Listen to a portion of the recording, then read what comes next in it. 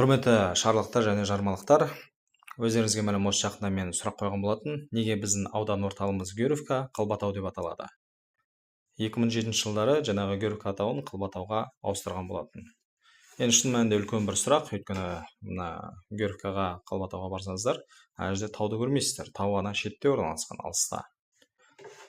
Соған байланысты енді қазіргі кезде оған дәлелім, міне алдарыңызда Шығыс Қазақстан облысының физический картасы. Шын мәнінде Қалбатауында қандай населенный пункттар, қандай ауылдар орналасқан, міне өздеріңіз көре аласыздар.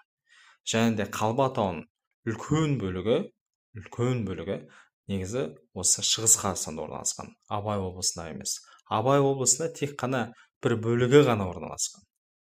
Бір шеті ғана. Соған міне қазіргі кезде көз жеткіземіз.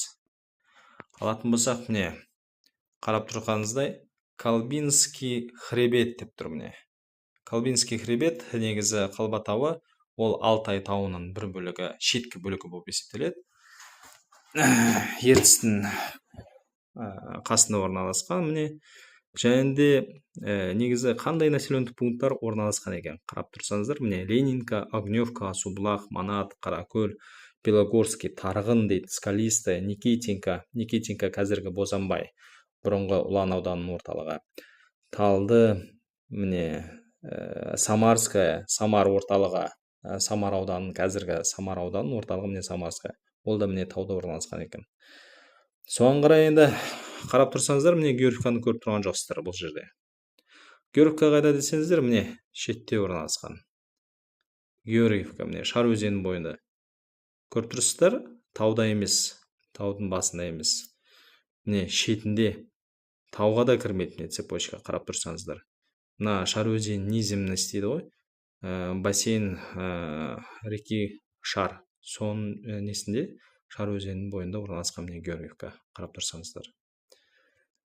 Міне мына жердегі тағы Қалбатауының шетінде міне Айыртау орналасқан, Завидное, Тройницкое дейді, Привольное дейді, қарап тұрсаңыздар.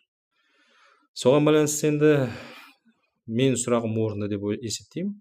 Неге біздің аудан орталығымыз Георгиевка Қалбатау деп аталады? Міне қарап тұрсаңыздар, Қалбатауында қаншама ауылдар, басқа ауылдар орналасқан, бірақ олар Қалбатау деп аталмайды да, ал Қалбатауында орналаспаған ауыл Георгиевка Қалбатау деп аталғаны шын мәнінде біраз енді көптеген сұрақтар тудырады.